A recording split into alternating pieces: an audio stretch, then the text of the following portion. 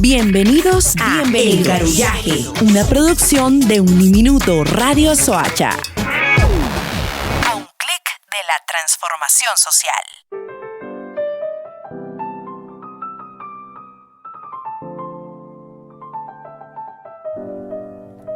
Bueno, muy buenas tardes con ustedes, El Garullaje. Para el día de hoy hablaremos sobre la política colombiana y aquellos datos curiosos que dejan en intriga a muchas personas.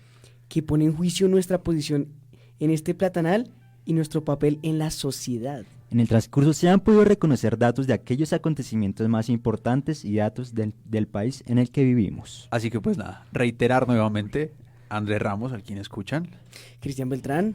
Y Andrés Felipe Bejarano. Y pues nada, ya como escucharon en el previo, hoy nos vamos con un tema bien bacano.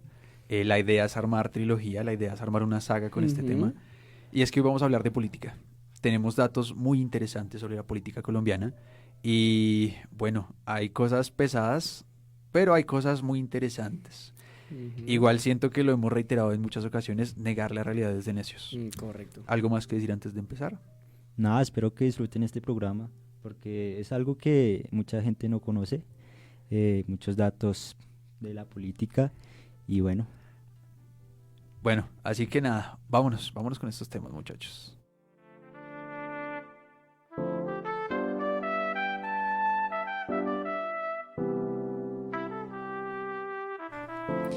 Bueno, y en Colombia, el país del realismo mágico. Ustedes saben lo que es el fascismo, ¿no?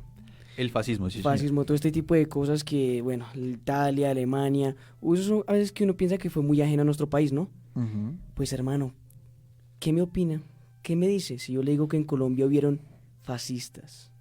Fascistas en Colombia. Depende. ¿De qué depende?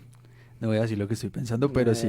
Tiene muchas cosas que ver el tema del fascismo, aunque tengo entendido, si hablamos del mismo tema, también eran socialistas. Correcto. Bueno, les vengo a hablar sobre los leopardos. Fue un grupo intelectual y político que desarrolló su pensamiento alrededor de los años 1920 y 1930 en Colombia. ¿Ah? Bueno, aquí lo importante, resulta que pues este grupo fue de extrema derecha. O sea, estos tipos eran anticomunismo, antisocialismo, anti todo. Simplemente era con una visión en la que se apoyaba y se hacía como alineación a lo que era el fascismo, inclusive algunas ideas del señor Adolfo. ¿Adolfo qué? El Adolfito, man. Ah, bueno, Adolfo. Bueno. Adolfo, sí, el querido, el tan querido por todos. Claro, obvio. Bueno, resulta, tengo entendido, que los leopardos, como se hacían llamar en ese momento, fueron fundados por 5 jóvenes. Correcto. Aquí fueron formados por José Camacho Carreño, Joaquín Fidalgo Hermida, Augusto Ramírez Moreno y Silvio Villegas. Y quien los conformó y quien fue su líder fue Eliseo Arango. Creo que ese nombre en la política colombiana ha sonado mucho tiempo. Va sonando más o menos. Pero entonces aquí es donde entra el tema, y es que los leopardos se consideraron socialistas y al igual que fascistas. Correcto. Que es donde más o menos va su ideología. Tengo entendido, y bajo lo que cuentan los investigadores del tema, es que los leopardos fueron los que, digamos, como que metieron el tema de la clase media en Colombia.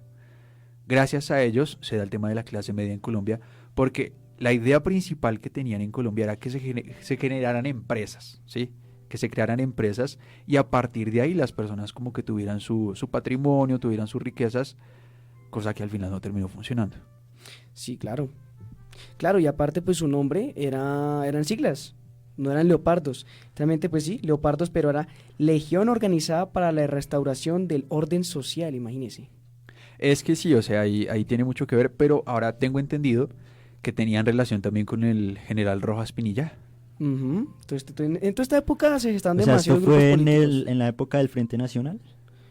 Más o menos. Más o menos. Fue antes. Cuando ya sonaba el general Rojas Pinilla para la política, tenía más o menos que verse ahí, porque tengo entendido que los 5 jóvenes eran de la escuela de Rojas Pinilla, ¿sí? Entonces, como eran de esa misma escuela, ellos dijeron, no, venga, como que estos ideales no me gustan, entonces salgámonos y formémonos como, sí, nuestro propio grupo, nuestro propio partido. Y a partir de ahí es que se generan los leopardos, como se hicieron llamar en ese entonces y por mucho tiempo. Pues sí, hermano, fascista. Es que sí me deja muy sonando porque yo en un punto yo pensé, pues fascismo en Colombia es como una cosa que está muy ajena a nuestro país, pero hermano, en un país donde pasa todo, ah, la verdad no puede ser imposible. Pero en sí como que no lograron mucho, ¿no? O sea, lo que ustedes me dicen es que lograron pues lo de las clases medias. Sí. Y en sí, ¿qué más actividades hacían? Porque, bueno, o sea, podría sonar más bueno, problemas técnicos, pero bueno. O sea, sí, así hicieron tales actividades, pero ahí, ¿qué pasa después de esto? Pues que hermano, el problema de ellos era pues digamos sus ideas que eran un poquito, pues ustedes saben que todo en extremo es malo. Sí, todo en extremo Entonces, es malo. desde que venga la premisa que son de extrema derecha, Bueno, sí. ay hombre, complejo. Porque es que acá también tiene que ver el tema de, digamos, de la ideología que ellos manejaban, como lo digo, el socialismo, Ujú. digamos, de cierta forma, como preocuparse por la economía, digamos, de la propiedad y la administración de esa economía, que es ahí donde yo les digo que como que se genera la clase media en Colombia. Sí. Pero en Bogotá se empieza a expandir, digamos, todo el tema de los leopardos, que eso es, digamos, otra característica que ellos tienen, que en Bogotá generaron mucho impacto, ¿sí? Ujú. Entonces toda su ideología se expandió por Bogotá, que por eso incluso se llegó a tomar como Bogotá la capital latinoamericana de la industria y el comercio. ¿Sí me hago entender? Ujú. Que era por la misma idea del socialismo que ellos manejaban, ¿sí?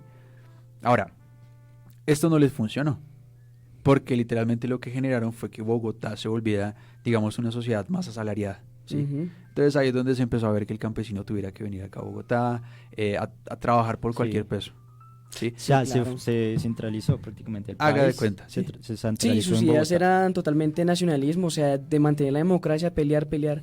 Pero como quien dice, el camino al infierno está lleno de buenas acciones. Y es que sí, al final termina siendo muy cierto, porque, o sea, no funcionó. Y lo que hicieron fue, de cierta forma, tirar la economía que en ese momento tenía Colombia y lo que le digo de las clases medias, ¿sí? Si ya habían ricos y pobres, que generaron una clase que, digamos, estaba ni tan bien ni tan mal, viviendo ahí a escasas, ¿sí? Entonces, bueno, este es el tema de los leopardos, pero tenemos temas más bacanos. Sigamos con este cuento.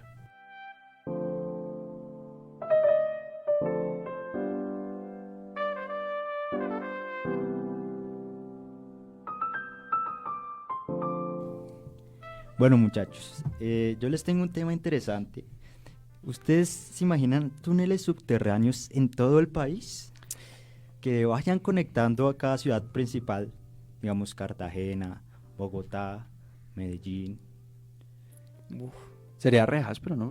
y raro. Porque igual no, como que Bueno. le rendiría a uno el viaje. Bueno, hablemos un poco de unos supuestos túneles subterráneos en Bogotá. Según algunas versiones, estos túneles fueron construidos para conectar lugares de importancia histórica y política, como la Casa de Nariño, el Congreso, mientras que otras teorías sugieren que fueron utilizadas como vías de escape para clérigos, presidentes y funcionarios públicos en tiempos de guerra o conflicto. Bueno, sí, ahí va el tema de los túneles de Bogotá. Ahora, si ustedes buscan ahorita en Google así túneles de Bogotá, les van a aparecer los túneles de la Séptima, que Sí, era exacto. ya lo Ujú. que hablábamos anteriormente sobre los teatros que pertenecen a la Universidad Distrital. Pero nosotros estamos hablando hoy de política. Resulta que en el siglo XIX se supuestamente cuentan que se Ujú. crearon estos túneles debajo de Bogotá para, digamos, como comunicar más fácilmente sitios históricos de la capital, Zonas importantes de la capital, sí. que tengan como memoria histórica, haga de cuenta. Entonces, también se dice que a nivel nacional existen esos túneles, que incluso hay uno que conecta desde Cartagena hasta la General Santander acá en Bogotá. Esto con la finalidad de ¿qué? De proteger altos mandos del país, como ya son presidentes, generales y todo este cuento, ¿sí? Entonces, como quien dice, cuidemos al presidente, creemos los túneles por si en algún momento llega a pasar el mierdero acá. Bueno, de hecho, pues se considera un mito, como ya lo hemos mencionado, Ujú, pero yo no mito. imagino un túnel de Bogotá hasta Cartagena. O sea, es súper lejos, parce. O sea, ¿cómo es posible algo así, no? Sí, es que es complejo, digamos, el hecho de la construcción y más siendo del siglo XIX debe estar también en ruinas, Ujú. porque ya ha pasado siglo y pasaditas, ¿sí? Entonces, si hay algo que sí nombran mucho, es la historia de un man, el cual tiene como nombre Arturo Pedraza, Ujú. que, digamos, tiene, digamos, como el testimonio de que recorrió dichos túneles, alguna vez haciendo una investigación por Bogotá. Y resulta que él encuentra un túnel entre la Casa Presidencial, que queda ahí cerca de la Plaza de Bolívar, y el cual ese túnel conecta con la iglesia de San Francisco, que queda ahí en diagonal al edificio El Tiempo por la Séptima, ¿sí? Por la Jiménez con Séptima. Es decir, que el puente cruza toda la avenida Jiménez, llegando a ese punto de la iglesia de San Francisco hasta la Casa Presidencial. Esto con el fin de ¿qué? De cuidar dos sitios importantes e históricos, ¿no? Esa catedral y obviamente la Casa Presidencial. Bueno, yo creo que este señor, pues cuando vio dichos túneles, pues encontró vasijas y datos históricos, ¿no? Que supuestamente que estaban en esos túneles, ¿no? Sí, tengo entendido que también encontró vinos del siglo XIX. Imagínese. Una chimba de Qué vino, yo bendición. creo. Qué bendición. Pero sí, encontró vajillas hechas de Australia, digamos, muebles en deterioro. Sí, no, ¿verdad? No haga ¿Hechas caras, de Australia? Hechas en Australia, perdón. Ah, bueno. Es que Australia se llama el man que las... No, sí, tampoco. No, pero hechas en Australia, vinos del siglo XIX, papeles, documentos así como sin importancia, pero pues del siglo XIX, en dicho túnel. Ahora, no hay evidencia fotográfica, digamos, como algo que corrobore en sí la información, simplemente es un testimonio que él da. Ahí sí como el cuento, creerle a la palabra del man. Sí. Tal vez, mito, leyenda, no bueno, sabemos. si bien es cierto que no hay pruebas contundentes que confirmen la existencia de estos túneles, hay algunos indicios que sugieren que podrían ser reales. Por ejemplo, en algunas áreas de la ciudad se han descubierto estructuras subterráneas. Y bueno, digamos el ejemplo que ahorita estábamos comentando con el señor Elena. Entonces, cuéntenos ese ejemplo. Ah, bueno, pues aquí llega una anécdota que resulta que es que una supuesta entrada pues, de estos túneles es en el Colegio León 13 aquí en Soacha. Sí, que pues tienen la misión de evacuar a los altos mandos. Partiendo de eso, se dice y se cuenta que en el León 13 pues está este acceso. Pero aquí radica el problema. Que llegó un punto que yo estuve estudiando al lado de ese colegio Sí. y logré observar cuando estaban destruyendo el colegio, que lo estaban remodelando para hacer otra construcción, y pues no vi nada. O sea, no vi nada que indicara como algún túnel. O sea, yo ya sabía esa teoría y me puse a ver minuciosamente el lugar, pero en la zona en donde demolieron y arrasaron no había indicios de nada. Pero, como dijeron, esto puede ser que esté en otros lugares. O sea, es que esto... La veracidad lo saben los duros, los altos mandos. Sí, es que Esto es sí, o complejo. sea, por eso mismo lo usan los altos mandos, si es que existen, ¿no? Obviamente lo En usan dado los, que los existan. altos mandos.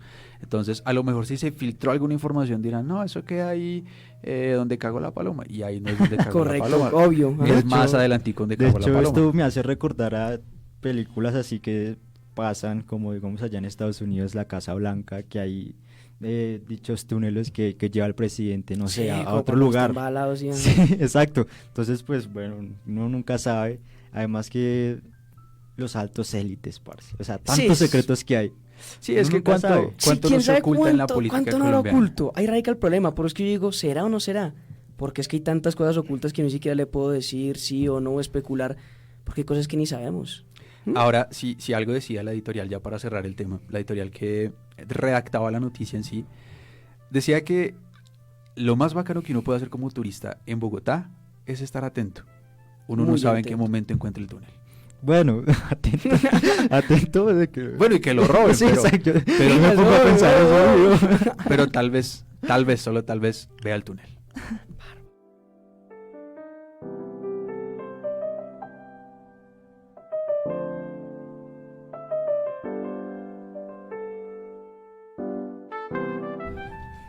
Bueno, vámonos con otro tema ya para cerrar estos temas suavecitos. Un poquito más pesado.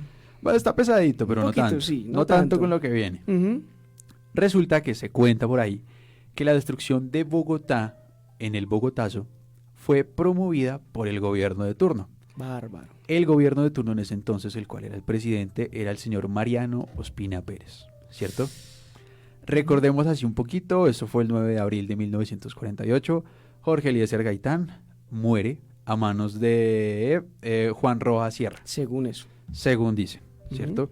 Se da el Bogotazo se da entonces por la muerte del candidato presidencial, el cual se suponía que iba a cambiar la historia colombiana, que iba a generar muchos cambios en el país y que pues al final terminó siendo otra víctima más de decir la verdad en el país. No alcanzó a agacharse a amarrarse los zapatos. No alcanzó. ¡Pah! Sí, y ¡pam! No, mano. Murió, Complejo. llegó al cielo y se cayó porque tenía los cordones desamarrados. Bueno, aquí radica el meollo del asunto, ¿no? ¿Qué intereses de por medio habían para propiciar la destrucción de Bogotá? Resulta que como bien en toda situación de conflicto, de intereses, Ujú. cortinas de humo. Es aquí donde Claro. entra la destrucción de Bogotá, ¿cierto? Entonces, se dice, cuentan historias, cuentan muchas personas que, digamos, estuvieron viviendo el momento, y era que lo que pasó fue que incluso se vieron a coroneles, a soldados o a integrantes del ejército dándole armas al pueblo, Ok. ¿sí? Todo esto promovido por el gobierno de turno. Esto solamente es un decir, Son es muchas- cuestión sí, de ujú. testimonios, ¿cierto? Correcto. Nosotros solamente citamos la voz de quienes hablar. Ujú. Se cuenta que entonces el ejército le dio armas al pueblo, le dio incluso lanzallamas, ¿sí? Le dio incluso, digamos, los materiales para hacer botellas Molotov, lo cual generó pues muchos incendios, generó desastres. Creo que el tren vía en ese entonces también Sí. quedó vuelto El nada. tranvías y pailas. Entonces todo esto fue promovido por el gobierno de turno, como quien dijo, hagamos que el pueblo se vea mal, ¿sí? Entonces destruyamos Bogotá, tomen armas, tomen lo que necesiten y destruyan. Al igual se dice y cuentan algunos de que el ejército también tuvo que ver en la destrucción. Entonces muchos soldados salieron y, venga, destruyamos esta casita, destruyamos esta tiendita. ¿Por qué? Porque, bueno, sí, hagamos revolución, cortina de humo. Claro. ¿Sabe una cosa? Resulta que hay evidencia y cosa que es real. En ese momento que ocurre el Bogotazo, hay francotiradores. Exacto. Y ahora, cuando usted se dice, francotiradores de pronto para disparar, bueno, cuando un francotirador se posiciona en un lugar, ¿es para hacer contraguerrilla o esperar alguna fuerza contra subversivos? Ujú. Ujú. Entonces, esto les digo, va de planificación. Si una cosa que fue espontánea, ¿por qué hay francotiradores en puntos específicos de ¿Por qué Bogotá? estaban los francotiradores ahí? ¿Mm? Ahora, decimos que supuestamente, digamos, se dio la cortina de humo, es por algo que relaciona al gobierno colombiano y al gobierno de los Estados Unidos en el asesinato de Luis Carlos, de Jorge Eliezer Gaitán, perdón, tengo a otro en la mente que saca el desastre, a Jorge Eliezer Gaitán. Que esto Bárbaro. lo vamos a tocar más adelante con un tema que se viene que es poderosísimo, pero entonces sí, la destrucción de Bogotá en el Bogotazo se dio por el gobierno de turno y por, digamos, el gobierno que en ese entonces estaba que promovió la destrucción simplemente para tapar, para decir, venga, él fue el que lo mató, mátenlo a él, pero Ok. estamos seguros de que fue el que lo Pero mató. es que, o sea, imagínense, pues, bueno, lo mataron, ¿sí? Pero ¿en qué momento toda esa gente llega con armas, con botellas, con molotov, bueno, con todas esas armas? ¿En qué momento un ciudadano normal tiene armas y sale, bueno, mataron A Gaitán. a mano. Gaitán? Me pasa lo mismo que Galán, iba a decir Galán. a Gaitán, ¿sí? Pero sale la gente y prácticamente, bueno, es que no solo fue en Bogotá. Fue Claro, en eso ocurrió en todo el país. Es que Exacto. fue en todo el Claro, país, pero el exacto. que más sufrió fue Bogotá. Sí, sí, Ujú. porque pues como lo llaman Bogotazo, pero en sí pues, fue en Claro. todo el país. Pero sí, ¿en qué momento sale toda la gente a hacer esta destrucción? Uf. Ujú. Sí, como que la gente dice, venga, lo mataron, entonces voy a sacar mi rifle que tenía en el bolsillo y vamos a dar A bala. tumbar ¿En edificios, qué menos momento? locos. Sí. Bueno, y es que no Claro. solo con ese suceso, es que muchos sucesos históricos que podríamos considerar como pantallas de humo, me dicen? Cortinas Cortinas de humo. Perdón, Cortinas es de que humo. me confundo. Bárbaro. Pero sí, o sea, terminan siendo cortinas de humo por sucesos de los cuales vamos a hablar más adelante. Y hay testimonios. Hay varios testimonios, así que bueno, continuemos con esto.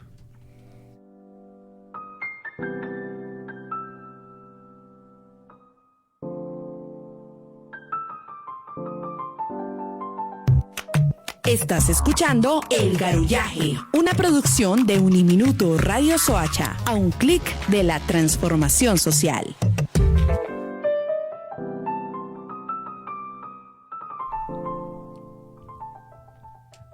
Bueno, este es un tema pesadito. Mm, Esto ocurrió hace más de 29 años, un 13 de noviembre de 1985. trágico. La Trágico. tragedia de Armero. Bueno, ¿ustedes pueden creer que esta tragedia se pudo haber evitado? Según cuentan, Según cuentan, sí se puede haber Según evitado. cuentan, porque sí. fue una tragedia anunciada con mucha anticipación y que un grupo de expertos en vulcanología, luego de un análisis con mucho esfuerzo, anunciaron que podría ocurrir un deshielo y que nadie hizo caso. Sí, señores. Sí, señores. bueno, tengo entendido que aquí es donde entra la papa política, La mano política. Sí, señores. la familia política, y ahí De es un- como el cuento que de un dicen tal señor, ¿no? Que conocemos. que el país es gobernado por las mismas familias, ¿cierto? Ujú. Aquí es donde tiene que ver el papá del expresidente, el más querido Iván Duque Márquez, el señor Claro. Duque Escobar, Iván Duque Escobar, que es el nombre del papá, el cual en ese entonces tenía que ver con Armero y que tenía la información de que Armero ya tenía la catástrofe. Bueno, esto ya con supuestos, obviamente los invitamos a que ustedes Investiguen. averigüen, Ujú. investiguen, porque pues nunca pues... No me quiero embalar. sí, Exacto, señores. No, pero yo sí me quiero embalar porque sí tengo información al respecto. Bueno, Se Pero más embalamos. Votemos el pero tema, sí, ya me o sea, paro. los invitamos a investigar, obviamente. Bueno, sí, obviamente sí porque investigo. no podemos... Bueno, al caso. Bueno, vamos a Todos embalar. embalados. Pero sí, sigamos y ya ahorita les boto el datico. Bueno, y aquí hay otro dato importante, pues curioso, porque había un padre, un sacerdote llamado Pedro María Ramírez. Uy. Este padre, María. este padre fue asesinado porque por una razón muy rara. De hecho, el padre había supuestamente como echado una maldición a ese pueblo, a Armero. Entonces muchos le echaron la culpa a ese padre. Entonces por eso mismo mataron al padre. ¿Pueden creerlo? O sea, mataron al padre porque, Porque echó una maldición sobre sí, Armero. supuestamente fue culpa del padre por echarle esa maldición al pueblo. No, hombre. No, hombre. Nah, No, hombre. nah. Colombia y sus orígenes. No tiene ni pies ni pues, cabeza. es curioso, pues me parece raro, pero bueno. O sea, pues ya lo que hemos comentado, esta tragedia pues se pudo haber evitado. Bueno, sí, se dice que los muertos fueron 25.000 Exacto. muertos. Aproximadamente. Ajá. Se da un aproximado de 25.000 muertos. En ese momento la población de Armero eran 30.000. Claro. Quedaron solamente 5.000 personas vivas. Y digamos aquí, si ustedes nos escucharon en los primeros capítulos, los cuales no están en Facebook, hablábamos sobre el tema de los socorristas, del papel que juegan, digamos, todos los entes de rescate, que tampoco colaboraron en muchas ocasiones, porque según cuentan las personas que vivieron el hecho, es que los socorristas pues les cobraban por ayudar. Sí, O incluso a veces se veían a los socorristas o a varias personas robándole las cosas en los cuerpos. Entonces si les veían un anillito se lo quitaban y todo el cuento. de hecho también como las pertenencias de casas que estaban por ahí, o sea, sí. Sí, también tiene que ver mucho en el cuento. Pero resulta que, pues, como bien lo decíamos y como bien es el tema central, hay un responsable en la tragedia de Armero, ¿no? Obviamente es una tragedia natural, pero ya se tenía conocimiento de que esto iba a pasar, ¿cierto? El dato que les quiero tirar, que les quiero dar a ustedes, es el siguiente. Resulta que hay un congresista por Caldas, el cual tiene como nombre Hernando Arango Monedero. Ni idea. Así es el nombre del man. Ujú. El cual era congresista de Caldas en ese entonces.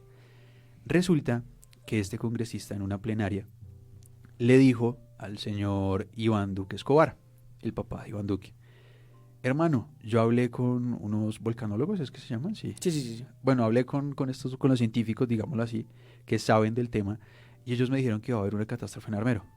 Empecemos a sacar la gente. A lo cual el señor Iván Duque Escobar le dijo a dicho congresista: deje de ser mentiroso y no sea dramático.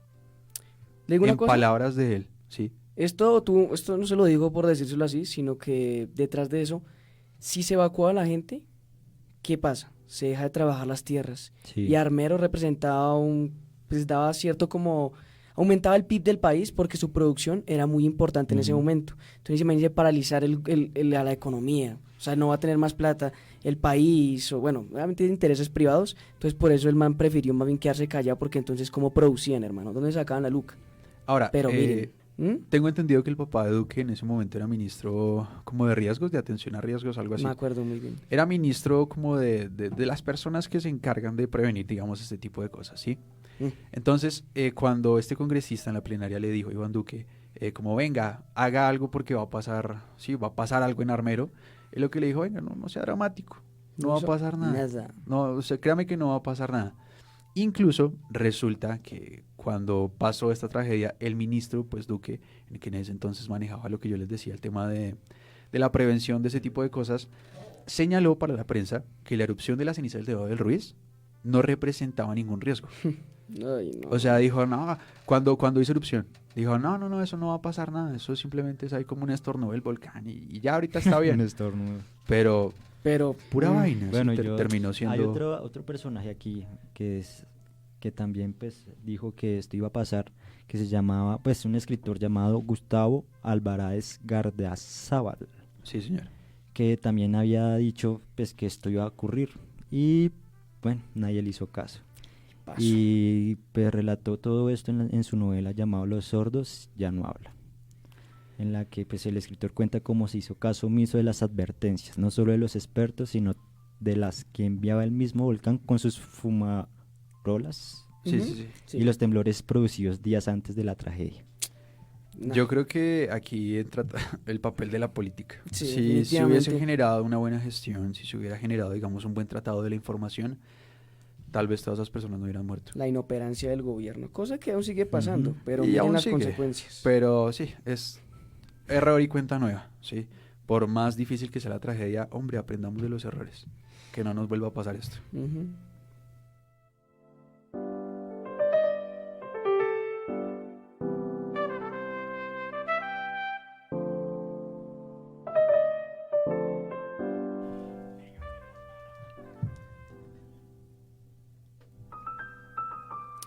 Bueno, aquí es donde yo vuelto y les digo, Colombia no sabe en qué panteón está viviendo. Y con esto les quiero decir de un acontecimiento que ocurre en Cali. ¿Les suena por ahí la idea? Cali. Un festivo. 7 de agosto. 7 de agosto ¿De de, qué año? 1956. 7 de ver. agosto de ¿Qué 1956. ocurrió, muchacho? Es una Oiga, cosa- creo que ya había nacido mi papá en ese entonces. Ah, no, mentiras, no, del 56. No, hace mucho No. tiempo. No, mentiras, no. ¡No! Sigamos. Ay, No, pues es que ay, mi papá nació el 7 de agosto. man, tan aplicado, Oiga, oiga. mi papá, El más aplicado, ¿el mi qué? papá nació el 6 de agosto. Uy, y yo nací el 14. Bárbaro. Ay, Dios mío, esto está potente. No, sí, claro. Bueno, échela a ver. Bueno, en el centro de Cali fue provocada una explosión repentina de 6 camiones civiles acompañados por el ejército y que llevaban 42 toneladas de dinamita, cargados de 1053 cajas provenientes de Buenaventura que se iban a emplear en la construcción de carreteras en el departamento de Cundinamarca en ese mismo año. Y bueno, aquí donde pasa la tragedia, donde ocurre la explosión que se lleva 4.000 víctimas y 12.000 heridos. 4.000 víctimas, 12.000 heridos en la Ujú. ciudad de Cali, 7 de agosto de 1956. Sí, señor. Ujú. Negligencia, Negligencia, bueno, catástrofe. aquí es complejo. Hay muchas hipótesis. Una hipótesis era, hermano, pues que estaba uno del ejército ahí, estaba prendiendo su magarrito, Prendió un cigarro, lo dijo, tiró, dijo, uy, esto está muy estresante cargar toda esta dinamita, ¿qué tal se me estalle? Y prendió un cigarrillo, se lo fumó, y lo explotó. otó y rebotó y cayó en la dinamita. Y bárbaro. Y a volar. Y la siguiente hipótesis va por el mismo sendero, de que pues otro man del ejército, por alguna u otra razón, se le salió un tiro del arma. Y bueno, ¡pum! Estalló. ¿Cómo? ¿Cómo? Pero, ¿Cómo? ¡pum! Bueno, Pero la última ya toca temas de conspiración. a ver. ¿Mm? Aquí es donde Aquí es donde empieza yo creo que una cosa donde se vuelve muy compleja y muy política el asunto. por el mismo hecho decidimos tocar el tema también. En ese entonces el señor presidente de esa época era Rojas Pinilla, ¿no? El señor Gustavo Rojas Pinilla, sí señor. Usted sabe que ese gobierno tuvo muchos escándalos, un montón de cosas, se considera dictadura. Sí. Partiendo de eso, entonces hay gente que no le conviene eso, que no le gusta eso. Siempre va a haber gente en contra. Partiendo de ese disgusto, se dice que estos camiones fueron puestos a propósito y detonados a propósito como una forma de conspiración y repudio hacia el gobierno de Rojas Pinilla. Ahora, la información principal que tiene es que pues si el ejército llevaba estas 42 toneladas de dinamita pues Ujú. para la construcción de carreteras. Cosa ¿sí? que era rara. O sea, para construcción de carreteras. Exacto, pero ahora la pregunta es ¿por qué carajo el ejército lleva 42 toneladas de dinamita para construcción de ¿Y carreteras? por qué no están se en una zona supone, segura? Están o sea, en la calle, en pero el es que centro. Póngale cuidado, no ¿Mm? se supone que la dinamita la tiene que cargar, o sea, la constructora en sí. Obvio, es que el ejército no tiene que meter mano ahí. ¿Por qué el ejército tiene que ver ahí? Por eso es lo raro. Uy, ¿Mm? uy, no. Pues es que se dice, desastre o conspiración. Ahora, buena pregunta, ¿por qué carajo habían 42.000 toneladas de dinamita En el centro. en el centro de la ciudad de Cali? ¿Mm? Bueno, y las hipótesis que usted me menciona, lo de la arma y pues el cigarro, ¿no? Sí, Es que no tiene mucho sentido. no, eso Ahora no no. tiene pies ni cabeza. Ahora, ¿quién contó? ¿El soldado que se fumó el cigarrillo? Y el que vio no, porque es el epicentro El no epicentro quedó nada. se llevó, creo que 6, 8 cuadras. Sí, literalmente la zona donde explotó quedó 50 metros de profundidad. O sea, es que fue una explosión. Y Yo eran no sabía cuadras esto. largas. Claro.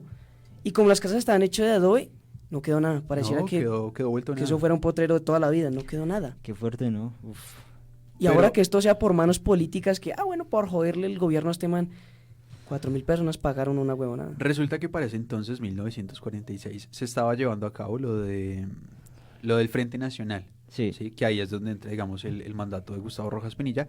Por ende, como eran liberales conservadores y ya Ujú. se daba ese conflicto bipartidista, se dio la hipótesis, se dio la teoría de que todo este acontecimiento se dio por el mismo gobierno. Ujú. Se dio por los mismos integrantes del gobierno en su guerra bipartidista.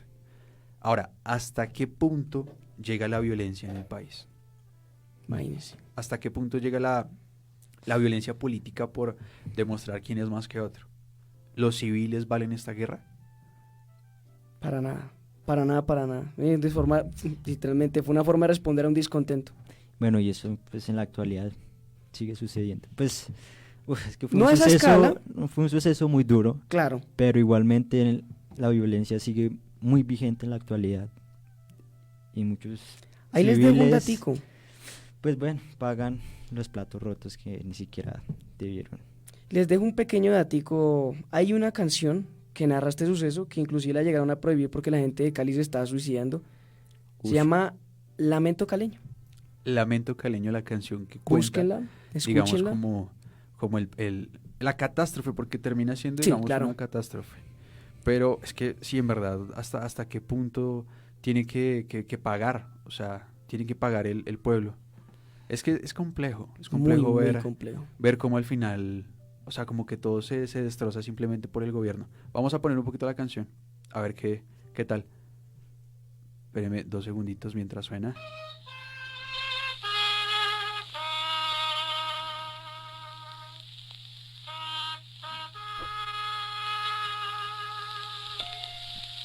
El 7 de agosto a la 1 temprano estaba la gente entregada a dormir. De pronto escuchamos un trueno lejano, sentí tanto miedo que me estremecí. Y esta es como un fragmento de la canción. Búsquenla, Lamento Caleño. Lucho Bowen es el autor de dicha canción. Pero bueno, sigamos que vienen temas, digamos, más fuertecitos.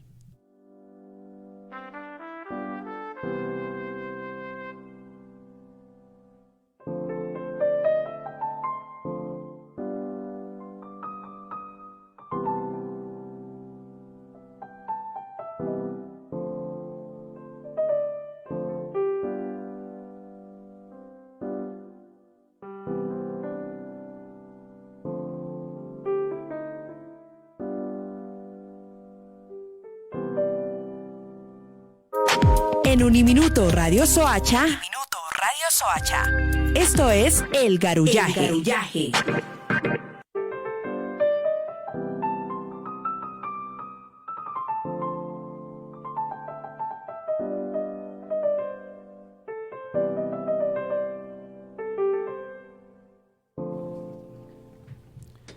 Bueno, Hágale, sigamos. Lópezito, hágale el favor. Sigamos con este cuento. Yo, Y vamos con el tema del F2. Hombre, el F2. El F2. El F2, Policía Secreta Colombiana. Policía en la cual haga cuenta como un FBI a lo colombiano. Ujú, ¿Cierto? pero más violento. Pero Más sembrando terror en la sociedad como Qué miedo, siempre. hermano. El nombre principal, el nombre original del F2 es la División de Investigación, Policía Judicial y Estadística Criminal. Por las siglas era el DIPEC. Pero como empezaron a sembrar terror y a generar mucha violencia en el país, les tuvieron como apodo el F2, lo que al final generó que la gente, digamos como en su coloquialidad, le dijera los feos. Se conocían muchos sectores del país los feos, Los feos. el F2. ¿Sí? Entonces, muchos como, digamos, cuando se daban las épocas de violencia, la limpieza social y todo el cuento, digamos, del conflicto, gracias a esta policía secreta, se tomaron como esas siglas F2 y la gente los tomó para llamarlos los feos. De hecho, hay un dato que lo voy a tomar un poquito por encimita. La primera desaparición forzada en Colombia fue provocada por el F2, un ente colombiano. Entonces, partiendo de ahí, significa que la primera desaparición forzada precisamente en Colombia la hizo el Estado, el gobierno. Exacto, la primera desaparición forzosa en Colombia se dio gracias al gobierno Ujú. que patrocinó, digamos, el F2. Y es que el F2 se mete con limpiezas sociales. Toda la limpieza social que muchos abuelos contaban de que entonces, después del toque de queda no salga, mijo, porque le meten un tiro y lo matan. Eso hacía parte del F2, ¿sí? De, digamos, la desaparición forzosa, que era lo que tú decías, Ujú. los secuestros, las chuzadas también tienen que ver con el Sí, F2. de hecho, sí. Y todo esto termina, digamos, como siendo el terror que se siembra a partir del F2 en Colombia, que es la policía secreta. Hay una historia muy interesante del tema, que es la historia de Brisneda. Brisneda. Brisneda, El agente Brisneda. el agente Brisneda, el Ah, gran invencible, agente. que hacía parte del F2 y que incluso se decía que era uno de los matones más fuertes del F2. Sí, que era como uno de los más poderosos. Los duros, oiga. Esto en el Valle de Aburrá, Ujú. en Antioquia, Ujú. ¿cierto? Entonces, resulta que mucha gente rumoraba de Brisneda por lo invencible que era, ¿cierto? Entonces, si algo no le gustaba al man, era ver a alguien tomar en la calle o consumir drogas. Entonces, siempre decían que después del toque de queda, cuando sonaba la alarma, si a alguien lo veía Brisneda fumando, digamos, alguna sustancia psicoactiva o tomando, tenga en cuenta que ya lo van a matar. De hecho, la gente en un punto llegaba a ver el cementerio donde velan la gente. Cuando tarde la noche se prendía luz, decía Brisneda está trabajando. Sí, porque decían que al lado del cementerio había una morgue que Ujú. tenía como un solo cuartico y se veía la lucecita blanca cuando Sí. prendían para, digamos, sí, ya, digamos, como embalsamar los cuerpos. Entonces, cuando en la noche se prendía esa luz, mucha gente decía, Brisneda hizo justicia. Ok.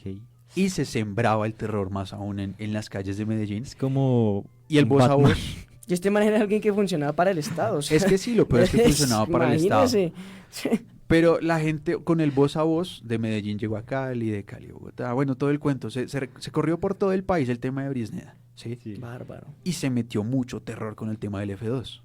Entonces resulta que cuando en los años 80 el cartel de Medellín toma posesión sobre Medellín, el cartel dice, venga, si nosotros vamos a empezar a vender cocaína en las calles de Medellín, no podemos tener a este man acá, porque entonces nos va a matar a todos los que nos consuman, ¿sí? Ujú. Entonces, ¿qué hizo el cartel? Cuenta la gente de Medellín que el cartel lo que hizo fue contactarse con el F2 y el gobierno para que le diera la información de Brisneda. ¿Quién era? ¿Dónde vivía? ¿Cómo se llamaba? Todos los datos. Lo vendieron. Sí, Y lo traicionaron efectivamente, re feo. güey. El gobierno vendió a Brisneda, ¿sí? Entonces, resulta que la gente que lo veía decían que era alto, usaba gabán, llevaba un sombrero y siempre andaba con un revólver. O sea, el Sí. tipo Sí. infundía terror. O sea, el tipo infundía el terror, ¿sí? Pero resulta que el F2, los compañeros del F2, dijeron que Brisneda era muy amante a los caballos y a las mujeres. Incluso le dieron el lugar, el nombre y la dirección de un prostíbulo Mm. al cual siempre recurría Brisneda en las noches luego de hacer su labor. Resulta que mandan a unos integrantes de los sicarios del cartel de Medellín a buscarlo y le pagaron a la mujer más linda del prostíbulo Ok. para que se acostara con Brisneda. Sucedió. Brisneda la vio, se enamoró, le pagó, tuvieron el servicio y apenas la nena salió, Ujú. entraron los sicarios y lo mataron en calzoncillos, cuenta la gente. Dicen que murió en calzoncillos. Y la gente dice, después de la muerte y después de saber que el gobierno vendió, digamos, a Brisneda y que el cartel de Medellín había hecho su labor, la gente empezó a decir, se acabó el terror. Nos quitaron el terror del F2, pero llegó el nuevo terror del Cartel de Medellín. Sí. Perro come perro. Perro come perro, sí señor. Esta es la historia de Brisneda, perteneciente al F2. Y pues bueno, al igual termina siendo como todo el hecho del terror que infundía esta policía, sí, como esta policía secreta en el país, y lo que generó, ¿cierto? Porque, digamos, la limpieza social era algo que siempre infundía terror. Ya mire, esta gente era como vuelto y le digo, recordando y les digo, era gente del gobierno, del Estado, y que financiaran y como que fueran partícipes activos de esto, es algo que no lo deja pensando mucho. Resulta que hay un datico antes de continuar con los temas. Tengo entendido que el gobierno vendió a Brisneda al Cartel de Medellín y luego el F2 se vinculó con el narcotráfico. Y luego se vinculó con el paramilitarismo. Ay, no, todo. Y luego se empezó a meter por esas ramas y luego dijo, venga, entonces ¿para qué vendimos al chino? Bárbaro. No, terrible. Terrible, terrible. Pero bueno, continuemos que se pone bueno.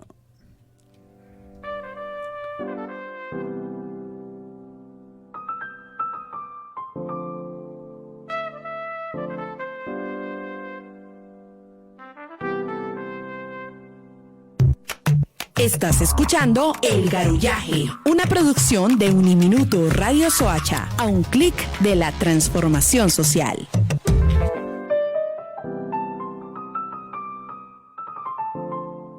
Bueno, seguimos ya con los últimos 3 temas, los más pesados de la tarde, lo más pesado en la política. Así que bueno, charle, menanito. Bueno, hermano, aquí retomamos el tema de el Bogotazo. El Bogotazo, ese día que dicen que cambió, bueno, partió la historia de Colombia en dos, definitivamente, la historia actual, podría decirlo. Ese 9 de abril de 1948, ¿asesinan a quién? Jorge Eliezer Gaitán. Al mismo, sí señor. Al propio, sí señores. Pero hermano, la muerte de este tipo tiene muchas interrogantes que hasta el son de hoy no fueron subsanadas, y yo creo que no lo serán. Pero después investigando hay una cosa, que el man fue un complot para matarlo, de pie a pa. Nada fue por mérito de una persona, por una cosa y lo otro. Todo tiene nombre. Y aquí hablamos de la Operación Pantomima. La Operación Pantomima, la cual tengo entendido que el origen del nombre es por un documental. Correcto, un documental cubano. Un documental cubano sobre la investigación de la muerte de Luis Carlos de Guagalán. Jorge Eliezer Gaitán. Jorge Eliezer Gaitán, repetimos. Jorge Eliezer Gaitán, sí señor. Sí señores. Bueno, prácticamente era esto. La gente capturado en Cuba, John Maples Sí. Espíritu, lo cogieron en Cuba y al man le sacaron fue la información. Y el tipo dijo que el man se vino aquí a Colombia, se hizo pasar por un estudiante italiano y estaba compartiendo con los estudiantes, y con los estudiantes era un hombre muy sonado, como que hablan mucho de un tipo, de un político que estaba pegando, que posiblemente iba a llegar a la presidencia, Jorge Eliezer Gaitán. El mismo que canta y baila. El propio. Pero aquí, ¿qué pasa? Acabamos de venir de la Segunda Guerra Mundial, ¿no? Sí. Empezaba la Guerra Fría.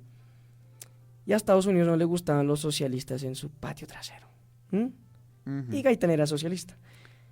Ahí empieza el problema. Bajo la doctrina Truman, no iban a permitir socialistas. No iban a Exactamente. permitir. Todo lo Ellos que era tenían- comunismo, socialismo, lo iban a exterminar. Tenían como una imagen diferente de desarrollo. Creo que eso lo hemos venido hablando en las clases que tenemos nosotros. Pero sí, tenían en cuenta una visión diferente de desarrollo, y lo que proponía Gaitán, digamos, dentro de su idea, no tenía nada que ver con la doctrina Truman. Claro. Lo que era un riesgo para Estados Unidos.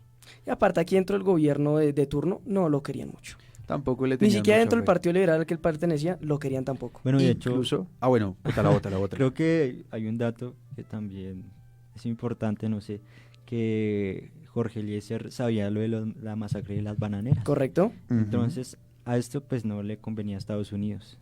Entonces, por eso mismo también es una hipótesis de que asesinaron a Jorge Eliezer Gaitán por esto. Por la Freud Company, Exacto, la sí, masacre de porque las sabía bananeras. sobre la masacre de las bananeras. Y bueno. También se cuenta, dentro de lo que narran muchos que lo conocían, es que también perteneció a la escuela del Che, Ujú.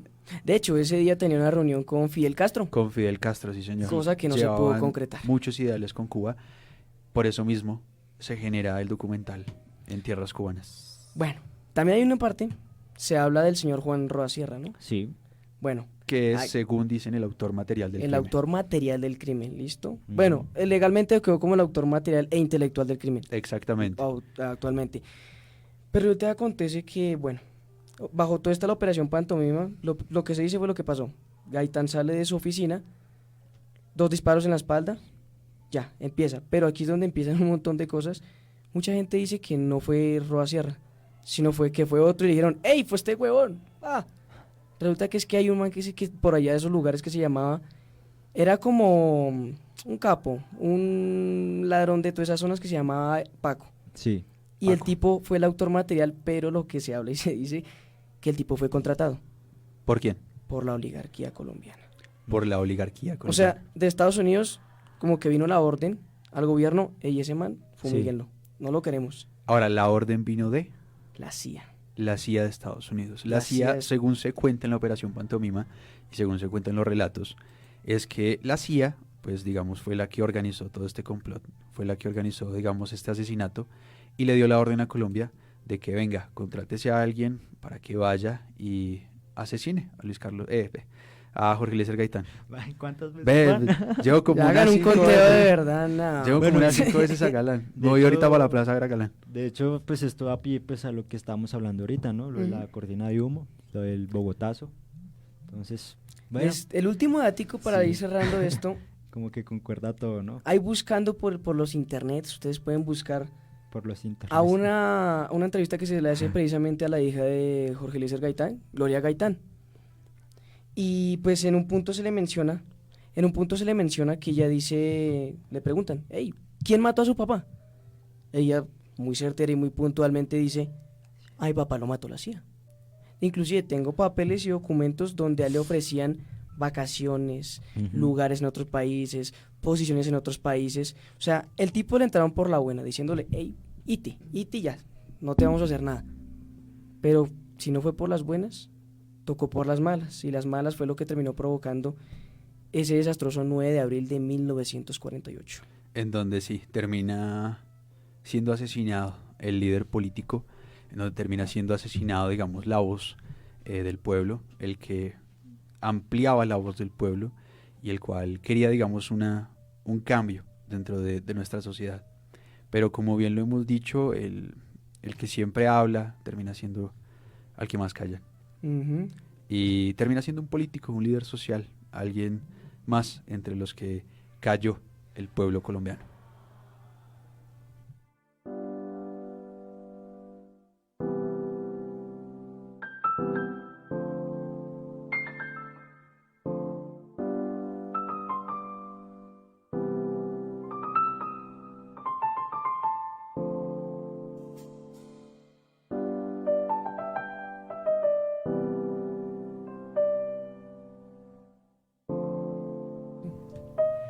Bueno, vamos con un tema que, digamos, yo creo que a más de uno le va a sorprender este tema. Y es que resulta que los alemanes también estuvieron en Colombia. Existieron, digamos, las presencias de aquellos nazis de la Alemania nazi acá en Colombia, especialmente en Barranquilla. Pero pues bueno, ¿quién más nos va a contar sino él? El señor propio, Mono, el Mono Jojoy, el monito el alemán. elegante. Cuéntanos, pana, cuéntanos qué sabes del tema. Bueno, en Barranquilla existen muchos negocios importantes de un alemán. ¿Pueden creerlo? De un alemán. Este alemán también era tocayo de Adolfo. de Ay, Adolfito. no, del propio. Exacto. Del duro de la Alemania. El oiga. amigo de Exacto. todos. Sí, se llamaba No tanto. Adolfo. De los judíos no. Ah, mentira. Es que, Adolfo Held. Adolfo Held, Casi. el Casi tocayo. se pegó. Casi. Bueno, Barranquillero, no joda, hincha de Junior, papá. pues barranquillero. ¿Quién dice? ¿Quién dice barranquillero? No. Bueno, él tenía muchos negocios aquí en Colombia, pues en Barranquilla, como ya había dicho, y él se contactaba por medio de cartas con Adolfo Hitler, Ujú. hasta Alemania, ¿no? Entonces, esto fue en 1921, entonces Adolfo Hitler ya iba tomando como su ascenso. Claro, aún no a está un la líder, Segunda Guerra sí, Mundial, exacto. todavía no. No, pero entonces Adolf, que es confuso, Adolf Helf, Helf. pues dijo, bueno, apoyemos a este man, y comenzó a apoyar al man desde Colombia. Dijo, pues, ¿qué tal? No sé, en un futuro, pues, volvamos a sabe? Colombia, ¿Sí? parte de Alemania, no sé. Entonces, las calles de Barranquilla estaban llenas De de esvásticas. esvásticas, sí. Ujú. O sea, algo muy extraño. Fotos que se pueden encontrar tranquilamente buscando los nazis en Barranquilla. Fotos que uno dice, uy, ¿cómo así? No, sí, hay registro fotográfico que Sí, sí, lo es. más chimba. Pero es que, bueno, así como retomando lo que vos decías y remarcando un poquito más la historia, resulta que en el siglo XIX, a finales del siglo XIX, digamos, hoy en día, en nuestra actualidad, se conoce, digamos, se me olvidó el nombre. ¿Cómo es que se llaman donde entran los barcos y Los tales? puertos. Los puertos. Resulta que los puertos del Pacífico hoy en día son los que más exportan e importan productos, Ujú. tanto saliendo de Colombia como ingresando a Colombia, ¿cierto?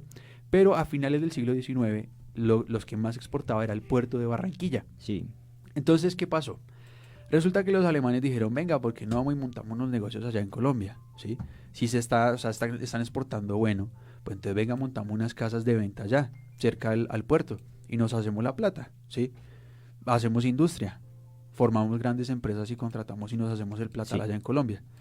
Por ende, fue que llegó Adolf Held acá a Ujú. Colombia y se formó, digamos, como todo el comercio y la empresa dentro del puerto de Barranquilla. Bueno, de hecho los negocios de Gel abarcaban el tabaco, la ganadería y era dueño de vapores que surcaban el río Magdalena. Perdón, Dale, como hombre. Manizales, el Honda y el Zaragoza. Es que sí, o sea, tenía un buen poder, digamos, dentro de la industria colombiana, dentro de la industria del Pacífico, del Caribe, con el tema del puerto de Barranquilla. Pero entonces, aquí también es donde empiezan las relaciones entre Adolf Helf y Adolf Hitler, Ujú. ¿cierto?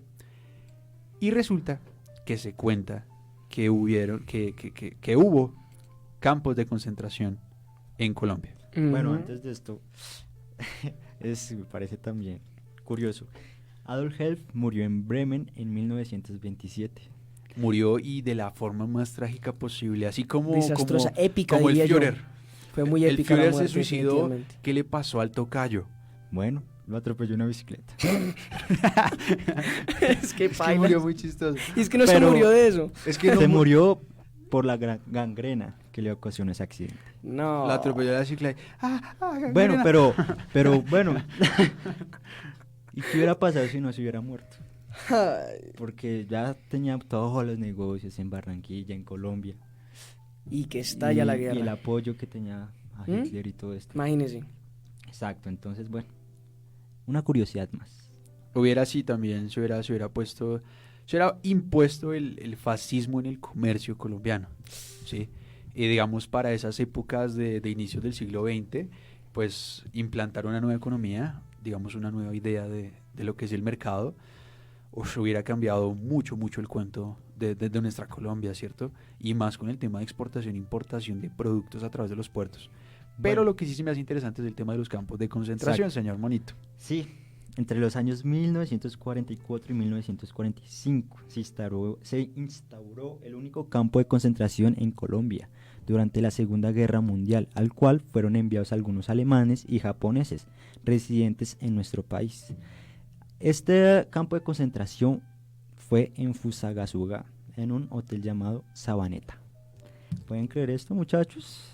En Sabaneta es donde se dan el tema de los campos de concentración y es complejo el hecho de hablar de los campos de concentración, incluso se cuenta ya para finalizar el tema y dejarlos a ustedes que investiguen al respecto, Ujú. es que se cuenta que gracias a Adolf Held en ese momento se lograron mandar a muchos judíos dentro de barcos para traerlos a campos de concentración acá en Colombia. ¿Por qué? Porque él dijo a Hitler, le dijo a Hitler, venga hermano, mandémoslos para Colombia que igual quién los va a encontrar Sí. allá. Bárbaro. ¿Quién va a decir, miremos en Colombia a ver si están los judíos en los campos de concentración? Nadie. Total, es que ese momento literalmente el mundo estaba centrado en una plomacera por allá, o sea, era muy complejo. Exacto, y Colombia Claro. no tenía nada que ver ahí, entonces el man dijo, venga, traigámoslos para acá. Acá le pongo los campos de concentración. Uno y tiende a los pensar tenemos que ahí. Colombia fue muy inactivo en esas épocas, pero pasaron muchas cosas sucias en esa época. Pero tiene muchas cosas sucias. Los invitamos a que investiguen y a que se empapen del tema. Pero continuemos aquí de paso, no perdamos tiempo y vámonos con el último tema que nos cierra la tarde del día de hoy, el cual es Violento. para nosotros uno de los temas más pesados que hemos tocado acá. Por el hecho y lo que implica socialmente para Por lo nuestro que país. implica, por lo que es, por lo que ha generado Ujú. y digamos como la identidad que se le da a Colombia. Colombia ya ha tenido un reconocimiento a nivel mundial de ser un país de Coca-Coleros. Violento también. Y no por la Coca-Cola. Como bien dijo un compañero mío que saca en cabina en clase. Se me ríe. Somos un país Coca-Colero porque tomamos mucha Coca-Cola. No, ay, cojan oficio. Pero ya somos considerados un país lleno de coca, un país lleno de Señores. violencia. Y la violencia nos deja este último tema con el cual cerramos la tarde y es la dichosa corbata colombiana. Suena, El tema más Suena- pesado y es suena uno de como un los... emprendimiento. Sí, uy, quiero una corbata colombiana. Quiero una corbata colombiana, como quien dice, soy turista, deme una corbata colombiana. No, Hágale, venga para no, acá. cuídese bastante. Y es que resulta que la expresión de la corbata colombiana, o corte de corbata como se conoce, alude a una forma de asesinato el cual se originó durante la época de la violencia partidista en los años 40, 50 y 60 en Colombia. Ahora, este se usa, este término es usado por distinguidos grupos en Colombia, los cuales son... se me perdió el dato.